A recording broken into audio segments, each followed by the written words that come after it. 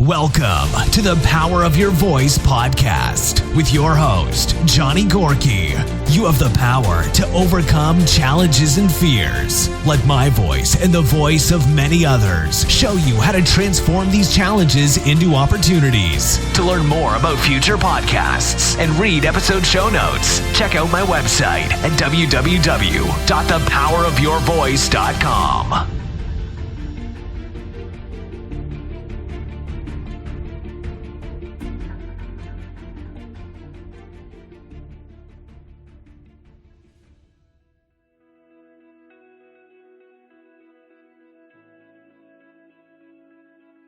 This is episode 24, The Power of Our Thoughts.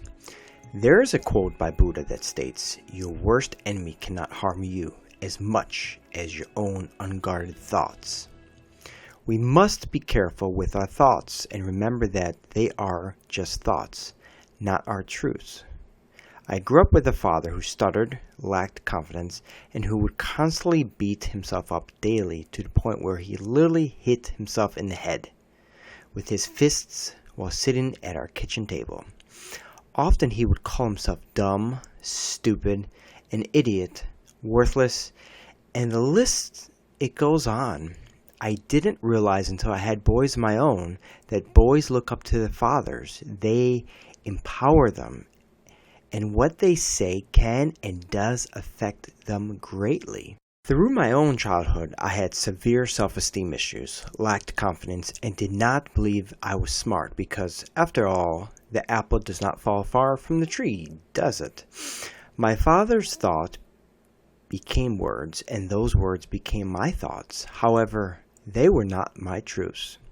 One of my greatest memories as a kid happened when I was probably around in 5th grade, while I was at Walker Elementary School, which is in the state of Wisconsin.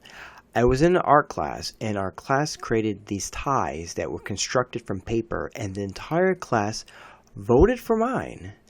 Honestly, my thought at the time was, why did I win? I thought my tie was ugly and stupid, but the reality is the whole class liked it and voted it as the best. My thought process was used to be negative that it was so hard for me to even think about anything positive.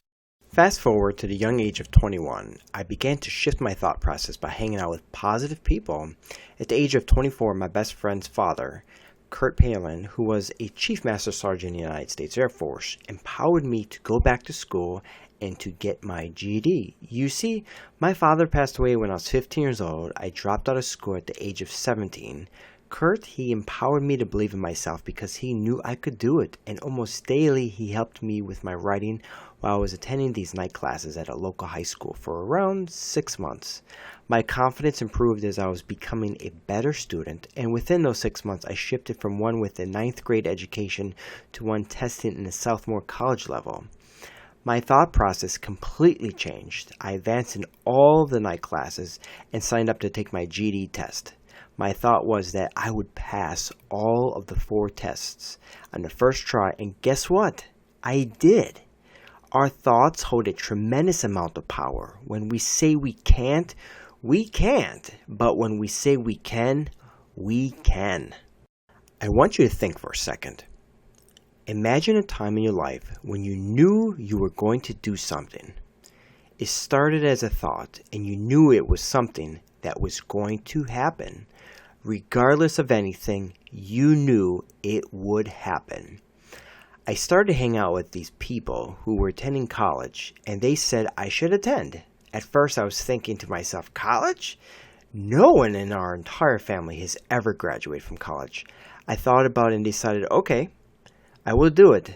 I had no idea how I was going to do it, but I could visualize myself graduating from college and walking across the stage during the commencement and receiving my degree. I did not know how I was going to do it, what classes I was going to have to take at first, what my major was even going to be, or how I was going to even pay for those classes, but I knew I was going to attend college. Through my own personal life experiences with things that I wanted to achieve, I thought about them, and somehow I just discovered the way to make those goals become a reality If we wait until we have the perfect plan, the perfect way to do something, we may never start. This past December, I was in San Diego, California, working with some incredible transformational coaches. I was asked if there was something meaningful that I wanted to do, and I said I wanted to help the homeless.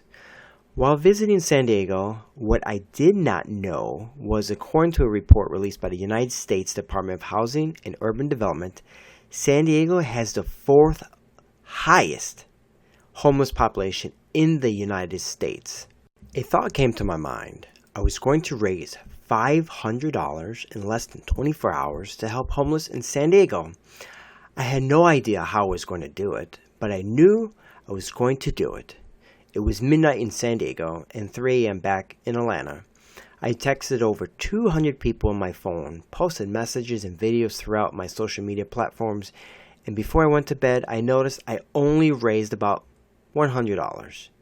Honestly, I was disappointed that I did not raise all the money. But then I realized, wait a second, most of the people I know on the East Coast are sleeping. I decided to go to bed, and when I woke up, I raised $510. I was happy the money was raised, but what was I going to do? My thought was, I am going to help people, but I had no idea how. I opened the door that gave me a view of the city of downtown San Diego. At that very moment, when I looked down, I noticed a police officer handed a homeless lady a wet napkin, and she used it to clean her face. I was very happy. Now I knew I was going to get wet napkins, but I didn't know what else to get. I looked at my phone and discovered there was a discount store where I could buy items to pass out.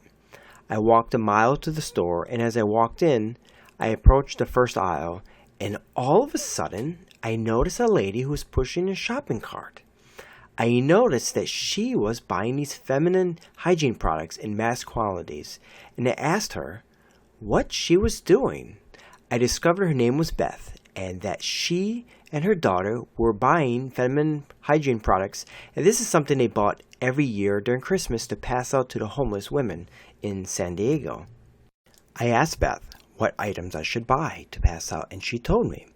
My thought that morning when I woke up was that I was going to help people, but I did not know how, and all of a sudden Beth, she just magically appeared and was such a big help. I gathered all the items and then went back to my place and started putting them together in these gift packages to pass out the following day.